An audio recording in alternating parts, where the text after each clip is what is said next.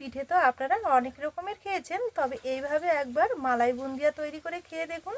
কথা দিচ্ছি খেতে যে কত ভালো লাগবে, নিজে হাতে একবার তৈরি করে না খেলে আপনারা কিন্তু বিশ্বাসই করতে পারবেন না। খেতে কিন্তু দারুণ লাগে, দেখুন কতটা লোভনীয় লাগছে, একদম নরম তুলতুলে আর রসালো, দিলেই মিলিয়ে যাওয়ার মতো। আর যতই খাবেন ততই কিন্তু খেতে ইচ্ছে হবে, একবার খেয়ে মনই ভরবে না, মনে হবে বারবার খাই, এতটাই খেতে ভালো লাগবে। তাই আমার অনুরোধ রইল একবার হলো এইভাবে তৈরি করে খাওয়ার, কথা দিচ্ছি আপনাদের অনেক বেশি ভালো লাগবে। নমস্কার বন্ধুরা, নতুন পর্ব দেখার জন্য আপনাদের জানাই স্বাগত। কাজলি ভিলেজ ফুড রান্নাঘরে প্রতিদিনের মতো আজকে আবারও নতুন রেসিপি নিয়ে চলে এসেছি। আজকে খুবই সহজভাবে মালাই বুন্দিয়া বানিয়ে দেখাবো। আশা করছি আজকের রেসিপিটি আপনাদের কাছে অনেক ভালো লাগবে। তাহলে চলুন দেখে নেওয়া যাক আজকের মালাই বুন্দিয়া রেসিপি। আমার চ্যানেলে নতুন বন্ধু হয়ে থাকলে সবার আগে চ্যানেলটি সাবস্ক্রাইব করে আমার পাশে থাকবেন, আর ফেসবুক পেজ থেকে দেখলে পেজটা একবার ফলো করবেন। তাহলে চলুন, সবার প্রথমে এখানে একটা বড় বাটি নিয়ে নেব, বাটিতে নিয়ে নেব একটা ছাঁকুনি, আর নিয়ে নেব এই ছোট বাটি মেপে এক বাটি বেসন, আর নিয়ে নেব ঠিক ততটাই ময়দা। এখানে ময়দার বেসনটা সম পরিমাণ নিতে হবে। এবার সব কিছু একটু ভালো করে একসঙ্গে চেলে নেব।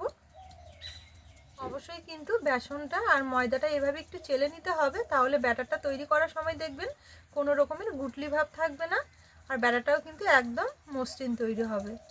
এবার এর মধ্যে নেব সামান্য একটু লবণ, আর নেব 1 চামচ ঘি। এবার যে বাটি মেপে আমি ময়দার বেসন নিয়েছি, ঠিক সেই বাটি মেপে নিয়ে নেব 2 বাটি দুধ।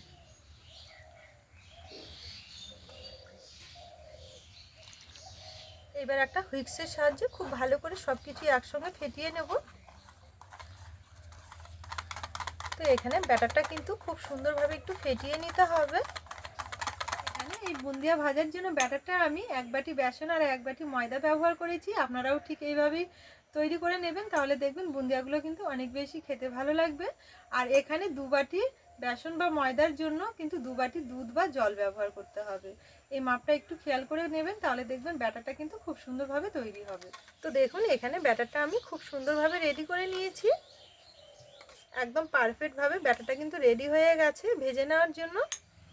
এবারে বুন্দিয়াগুলো ভেজে নেব, তার জন্য উনুন জেলে একটা কড়াই বসিয়ে নিয়েছি। কড়াই নিয়ে নেব কিছুটা সাদা তেল।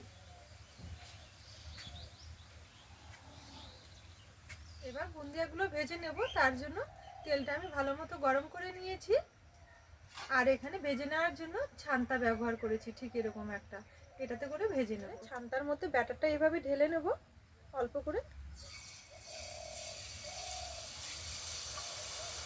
এই যে দেখুন তেলের মধ্যে পড়া মাত্রই কিন্তু খুব সুন্দরভাবে গোল গোল হয়ে ভেসে উপরের দিকে উঠছে।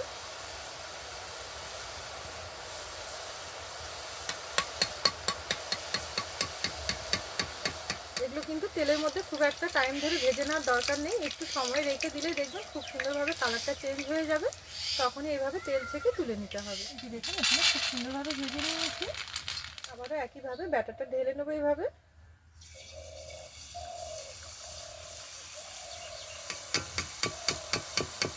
বুন্দিয়াগুলো ভেজে নেওয়ার সময় তেলটা খুব একটা ঠান্ডা রাখলে হবে না, একটু ভালো মতো গরম করে নিতে হবে, তাহলে দেখুন বুন্দিয়াগুলো একদম সুন্দরভাবে ভাজা হবে, কড়া মাত্রই তেল থেকে ভেসে উঠবে।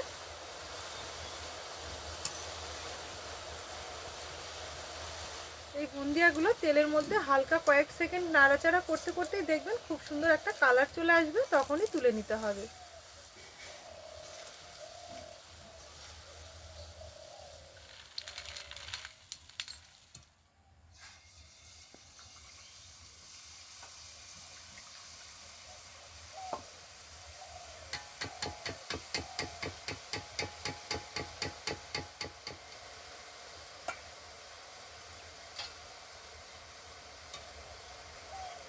বুন্দিয়াগুলো ভাজতে কিন্তু দারুণ লাগে, ভাজাটাও কিন্তু খুব তাড়াতাড়ি হয়ে যায়, আর তেলে পড়া মাত্রই কিন্তু তেল থেকে ভেসে ভেসে দেখবেন উপরের দিকে উঠে আসবে।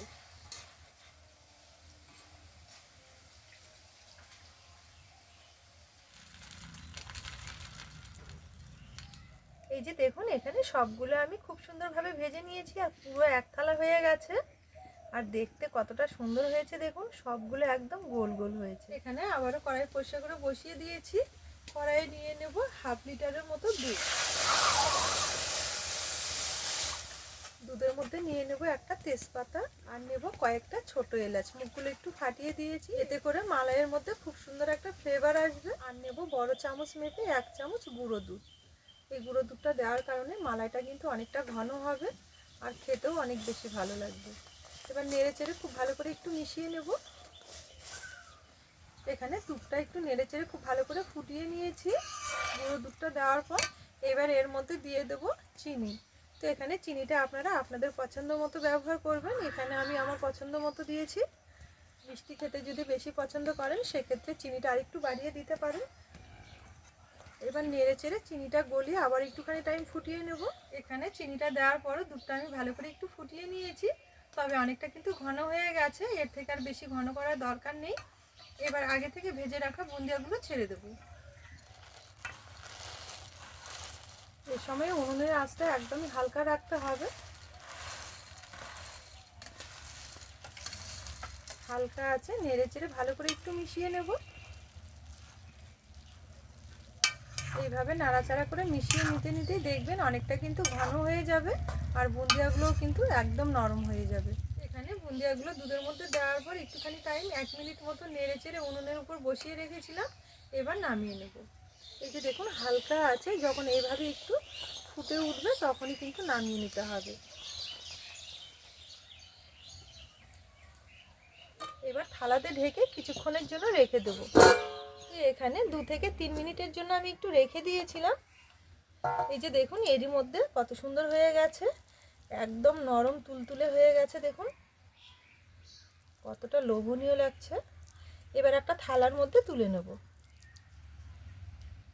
একদম নরম তুলতুলে আর রসালো, মুখে দিতেই মিলিয়ে যাওয়ার মতো একদম নতুন ধরনের একটা রেসিপি। আপনারা একবার হলো এইভাবে তৈরি করে খেয়ে দেখবেন, কথা দিচ্ছি আপনাদের অনেক বেশি ভালো লাগবে। যতই খাবেন ততই কিন্তু খেতে ইচ্ছা হবে। একবার খেয়ে মনে ভরবে না, মনে হবে বারবার খাই।